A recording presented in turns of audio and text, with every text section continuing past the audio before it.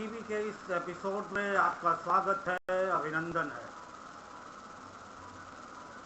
इस बार फिर बापू मधुकर उपाध्याय द्वारा लिखी गई ये किताब 7 खंडों में, जिस पे हम आपसे चर्चा कर रहे हैं, शेयर कर रहे हैं, साझा कर रहे हैं। अभी तक आपने देखा और सुना मोहनदास के सत्य के साथ प्रयोग शुरू हो चुके हैं और वो तमाम तरह की ऐसा कहीं भी नहीं लग रहा है कि कोई चीज वो जानबूझ के एक्सपेरिमेंट कर रहा है, बल्कि वो चीजें उसके जीवन में आती जाती हैं संयोग से या दुर्योग से, और वो अपने विवेक के अनुसार उस पर फैसला करता है, निर्णय लेता है। चाहे आपने जैसा देखा आत्महत्या को लेकर उसके विचार थे, चाहे मीट को लेके, मांसाहारी व्यंजन को लेके, उसके सेवन को लेके, उसको लेके उसके विचार थे। वो हर रास्ते पर जाता है और एक वैष्णव होने के नाते उससे सिर्फ कदम पीछे खींच लेता है। अगली कड़ी इसमें है, उसका नाम है प्रायश्चित। प्रायश्चित किस चीज का है, यही हम समझने की कोशिश करते हैं। मोहन ने मांस खाना छोड़ दिया, पर मेहताब से दोस्ती नहीं छोड़ी।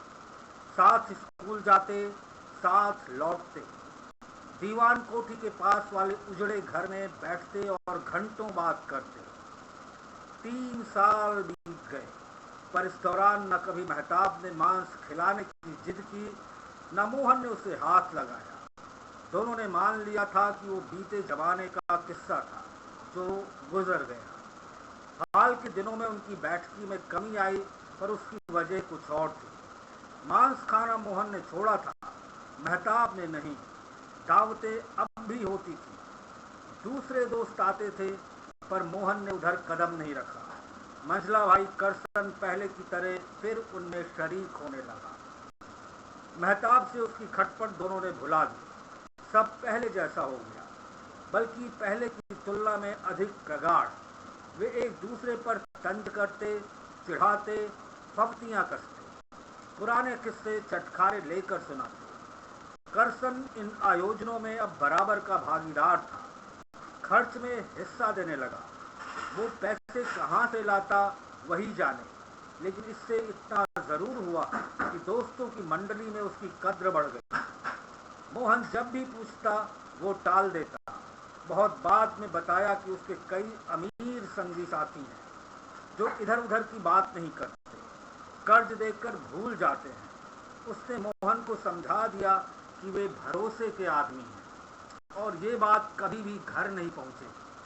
मोहन ने पैसे की वजह से दोस्ती में आई दरार की कहानियां बहुत पढ़ी थी। जानता था कि कर्ज हमेशा चुप नहीं रहता, बोलता है तो उसकी आवाज दूर तक सुनाई पड़ती है। अच्छी खासी जिंदगियां तहस नहस हो जाती हैं, दोस्ती दुश्मनी में बदल जाती है, लेकिन करसन पर असर ना था। उसने जितनी बार सावधान करने की कोशिश की, करसन ने उसको हंसी में उड़ा दिया। घर की इज्जत और पिता की बिगड़ती सेहत का हवाला दिया, पर करसन तो जैसे दूसरी दुनिया में था। पंख उगाए थे, उड़ता फिरता था। इस बीच मोहन की व्यस्तताएं बढ़ गई। करमचंद की तबीयत ज्यादा खराब रहने लगी। बिस्तर पर पड़े रहते, चलना फिरना मुश्किल था, उठकर बैठ नहीं पाते थे।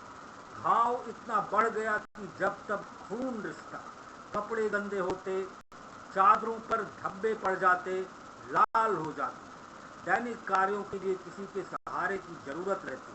हालांकि माँ हमेशा साथ रहती। घाव धोना, मरहम लगाना, दवा पिलाना, सब मोहन ने अपनी जिम्मेदारी मान ली थी। सेवा टहल के लिए घर का पुराना नौकर रहता, लेकिन सही मायने में नर्स मोहन ही था। उस समय राजकोट में कायदे के बड़े अस्पताल नहीं थे, प्रशिक्षित डॉक्टरों का अभाव था। बीमारी कुछ भी हो, इलाज का एक अर्थ होता था वैद्य जी के पास जाना। वैद्य घर पर होते तो दवा बनाकर दे देते, वरना जड़ी बूटियों के साथ रुक्का छोड़ जाते कि दवा कैसे बनानी है, बूटियों को किस अनुपात में मिलाना है, खुराक कितनी होगी और कब देनी है। एक शाम पिताजी के पांव में असहनीय दर्द हुआ। कुछ देर पैर दबाया तो राहत हुई, पर पीड़ा से कराहना बंद नहीं हुआ। मोहन को लगा कि दवा की एक अतिरिक्त खुराक से उन्हें आराम मिलेगा। दवा का डिब्बा उठाया तो खाली, दूसरा डिब्बा तो उसमें भी कुछ नहीं। रात हो रही थी, दवा लाना जरूरी था, तो मोहन बिना कुछ सोचे घर से निकल पड़ा। बाहर अंधेरा था, पर उसे डर नहीं लगा। जाड़े के दिन थे, तेज हवा थी, साए साए करती, रास्ता सुनसान था। उसने ऊनी कपड़ा खींचकर लपेट लिया, कदमों की रफ्तार बढ़ा दी। बहुत आगे कोई लालटेन लिए जा रहा था। सोचा उसके साथ हो ले तो रोशनी से सहारा हो जाए।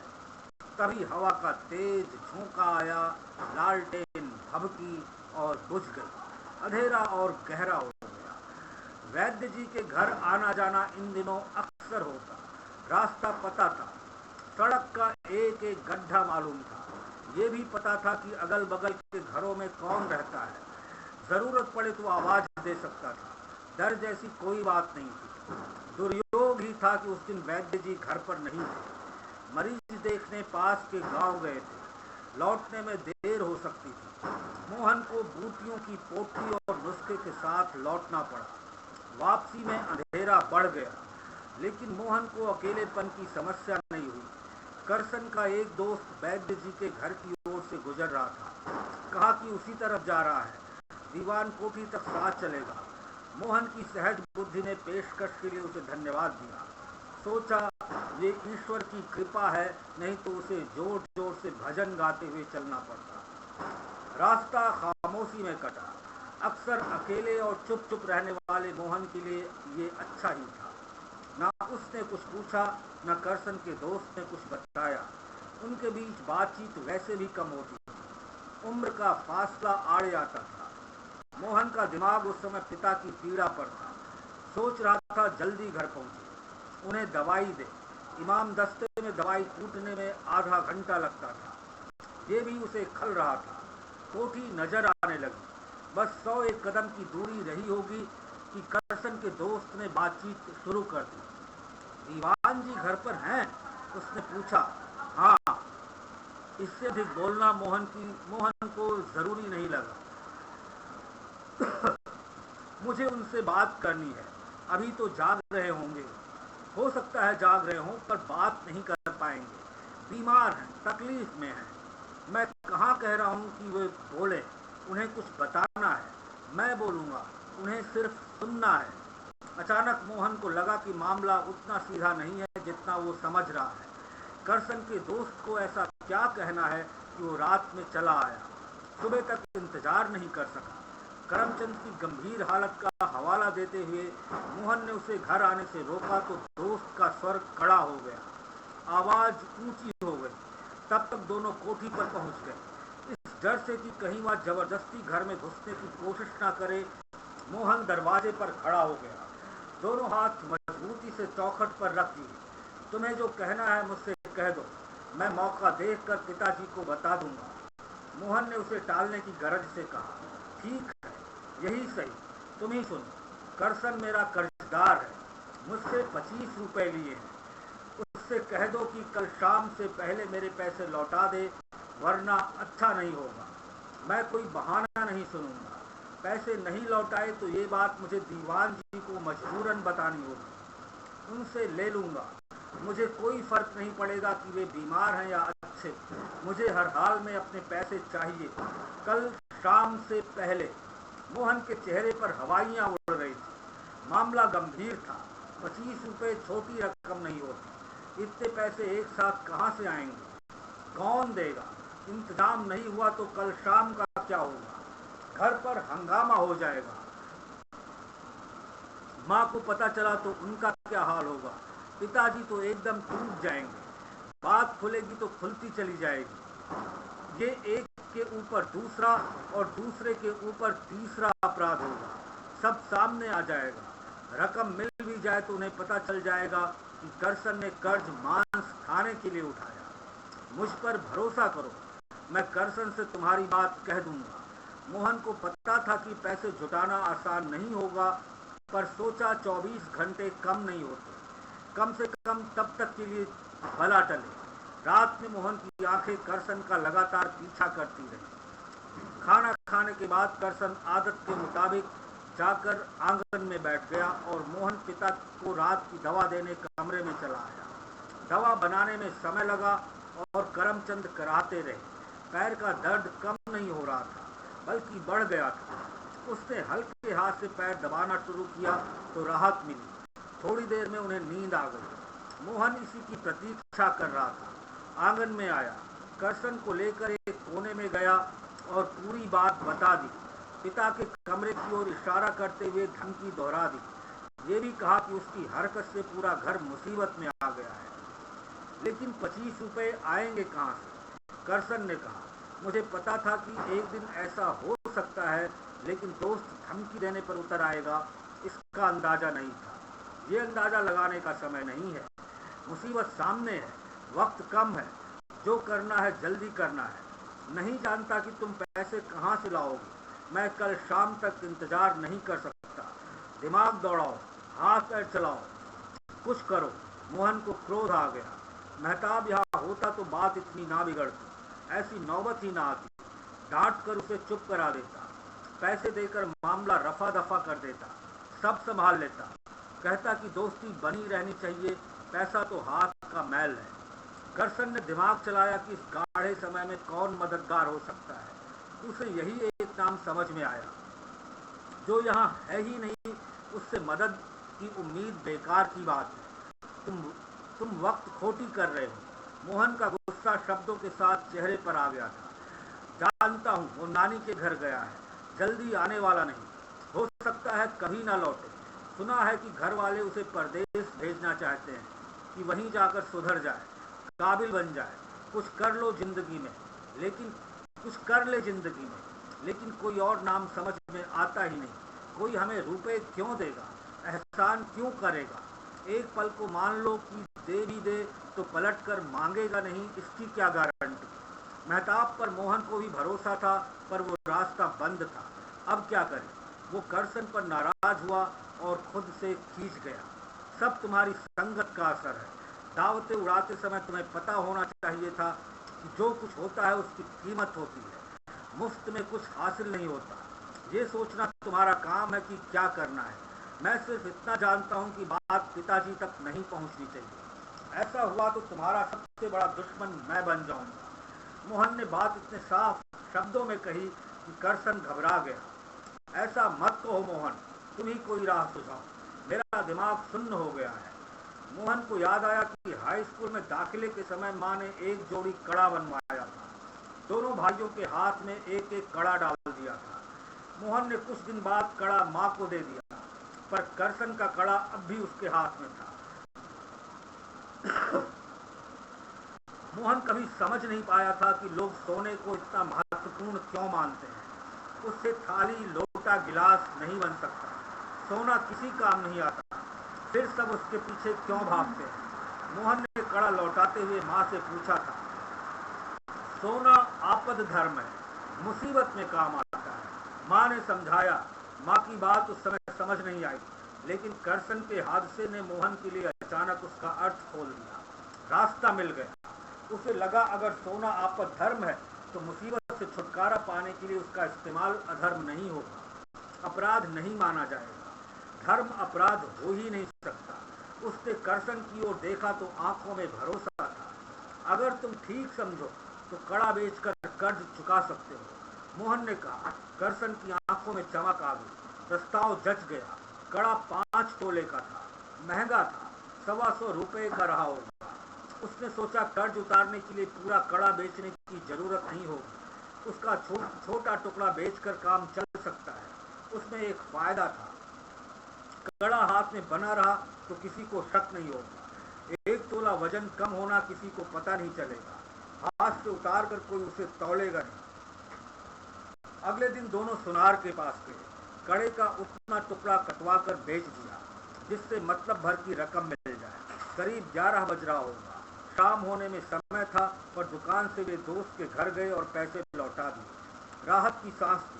कर्ज चुकाने के बाद करसन के लिए बात आई गई होगी, लेकिन मोहन के लिए ये बोझ असह्य हो गया। उसने तय किया कि भविष्य में वो किसी चोरी में भागीदारी नहीं करेगा, किसी की चोरी में भागीदार नहीं होगा। वो चाहता था कि पूरी घटना पिता को बताकर पाप का प्रायश्चित कर ले। कई बार मन बनाकर उनके पास गया, पर हिम्मत नहीं पड़ी, जुबान नहीं खुली। जैसे गया वैसे लौट आया। पिता इस स्थिति में नहीं थे कि उसे डांटते या सजा देते, मारते। मार का डर वैसे ही नहीं था। जब वो स्वस्थ थे तब भी उन्होंने बच्चों पर कभी हाथ नहीं उठाया। ऐसी हालत में अब इसका सवाल ही नहीं था। मोहन को डर था कि सच जानकर वो दुखी हो जाएंगे, अपना नुकसान करेंगे, शायद दीवार पर सिर पटक दें। लेकिन ये जोखिम उठाकर गलती कबूल करना जरूरी था। वो मानता था कि इसके बिना मन शुद्ध नहीं होगा। करसन से बात की, पर उसने इसे बेमतलब की भावुकता करार दिया। तर्क दिया कि 2 बार उसने दोस्त को नहीं कहने दी कि पिता को कष्ट होगा, वही अपने मुंह से कहने का तुक क्या है। इससे भी पिता को उतना ही दुख होगा। वो तकलीफ में है, उन्हें और कष्ट क्यों दिया जाए। करसन के रवैये से असंतुष्ट मोहन ने तय किया कि वो चिट्ठी लिखकर अपना दोस्त स्वीकार करेगा और माफी मांगेगा। कमरे में गया, पत्र लिखा और अपने हाथों से पिता को दे दिया। पत्र में लिखा था कि इसके लिए वो जो सजा देना चाहें उसे मंजूर होगी। ये भी लिखा था कि इस घटना के लिए वो स्वयं को कष्ट ना दें। पत्र की अंतिम पंक्ति थी, मैं वचन देता हूँ कि भविष्य में फिर ऐसा अपराध नहीं करूँगा। पिता ने देखा कि पत्र देते समय मोहन के हाथ कांप रहे थे। चेहरे की ओर देखा तो गालों पर लुढ़क आए आंसू दिखे। पत्र खोले बिना वो जैसे अब सब समझ गए। पायताने बैठे मोहन को बुलाकर सिर पर हाथ रखा और रो पड़े। पत्र पिता के आंसुओं से गीला हो गया। उन्होंने पल भर के लिए आंखें बंद कर दी। वो एक पल मोहन पर भारी था। लगा सदियां बीत गईं। सोचा कि उन्होंने ना जाने क्या समझकर उसके सिर पर हाथ फेरा।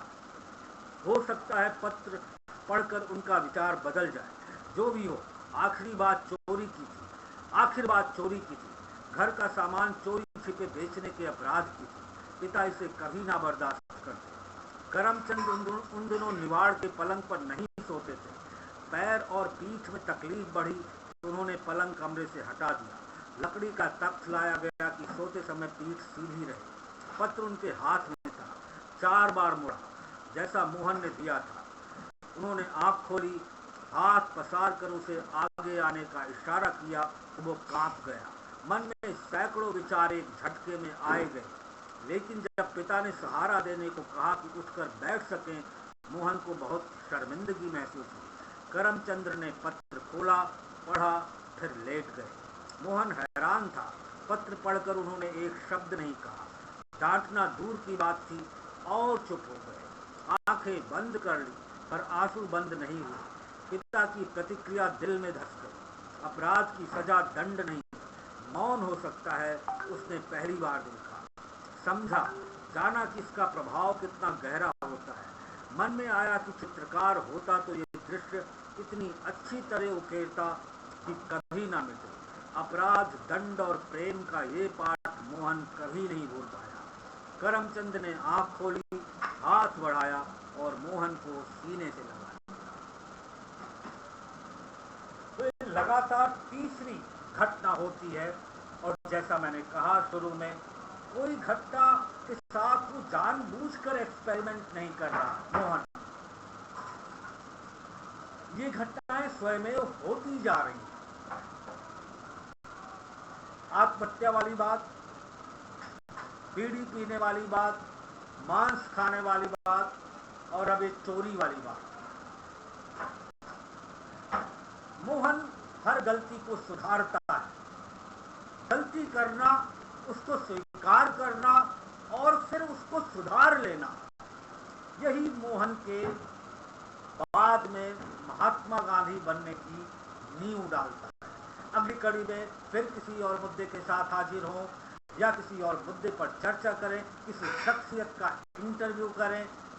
तब तक दीजिए इजाजत। नमस्कार, धन्यवाद, जय हिंद।